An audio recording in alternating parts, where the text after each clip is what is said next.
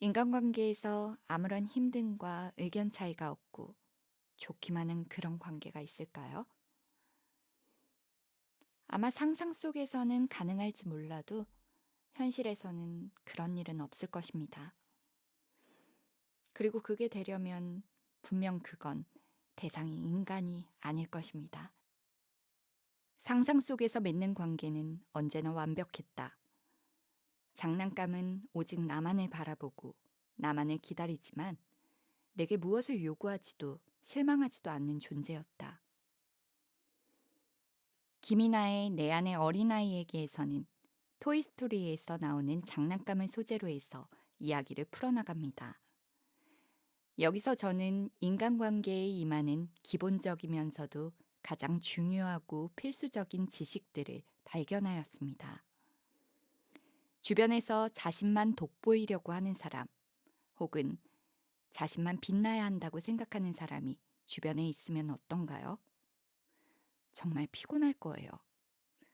그리고 그 사람과는 거리를 두게 되겠죠. 언제나 내가 주인공이 될 수 없다는 당연한 사실을 우리는 배워나가야 하기 때문이다. 이런 사실을 우리는 가정과 학교 생활을 거쳐 알게 됩니다. 그리고 우리는 자신의 불가능과 한계에 부딪히면서 어떻게 보면 두려움도 생기게 되는데요. 우리가 살다가 문득 그리워하는 아무것도 두려워하지 않았던 나. 이 책에 이런 구절이 참 마음에 와닿았습니다.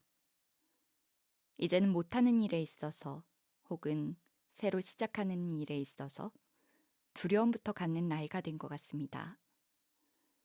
이런 시점에 아무것도 두려워하지 않았던 때의 모습이 그립기도 하네요. 그러나 이런 과정이 없이 커간다면 상처와 마음의 충격이 커질 것입니다.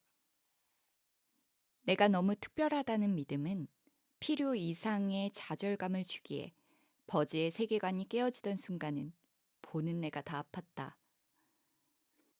어릴 때 칭찬만 많이 받고 자란 사람일수록 학교 또는 회사에서 큰 좌절감을 느끼는 일이 잦다.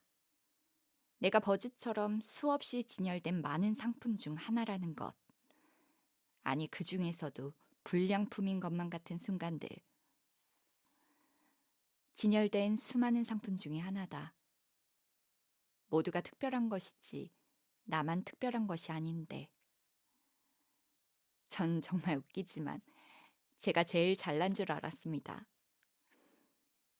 그게 아니고 심지어 나는 더 별 볼 일 없는 불량품 같은 사람이라는 것을 느끼게 되는 순간 참 많이 아팠습니다. 버즈는 깨어진 허구의 세계관을 뒤로하고 훨훨 날아오른다. 자신이 만들어 놓은 생각이 깨어질 때는 정말 힘들지만 그럴 때야 비로소 더 풍성한 삶을 살 수 있게 되죠. 편안한 환경에서만 오래 지낸 사람들이 신문의 날만큼 창피한 갑질을 해대는 이유도 아마 심리적 불편함에 대한 면역력이 약해서가 아닐까.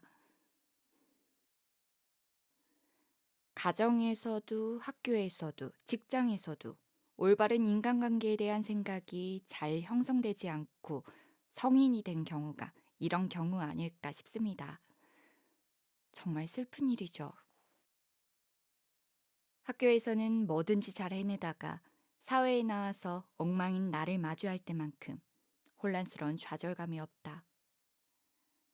양육자의 경제적 도움과 안락한 환경은 벗어나 보기 전에는 그 존재감이 느껴지지 않기에 내가 알던 나와 진짜 나의 차이는 받아들이기 힘든 현실이었다. 꼭 미성년 시절의 보호막이 아니더라도 살다 보면 때에 따라 안락함에 취해 특정한 면역력이 약해지는 경우가 발생한다. 나는 예전처럼 빠른 속도로 가사가 나오지 않아 좌절하는 일이 많아졌고 자연스레 책상 앞에 앉는 게 겁이 나는 지경에 이르렀다.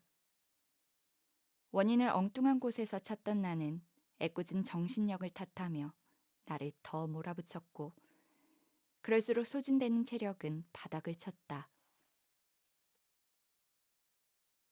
사회에 나오는 순간부터 우리는 각자 다른 속의 태엽을 가진 시계가 된다. 내 시침이 한 바퀴 돌기도 전에 저만 채 앞서가는 친구들. 그 친구들을 보고 있노라면 나는 더 이상 돌지 않는 시계가 된 것 같기도 하다. 분명 나보다 느린 시계들도 있는데 그땐 왜 그리 빠른 시계들만 보이던지. 빠르게 돌아가는 세상 속에서, 그리고 그 안에 수많은 경쟁 속에서 참 만만치 않은 세상을 살고 있는 것 같습니다. 이런 세상을 살기에 앞서서 준비되어야 할 것들이 수도 없이 많겠지만, 먼저 인간관계, 사람을 대하는 태도가 바로 서 있다면,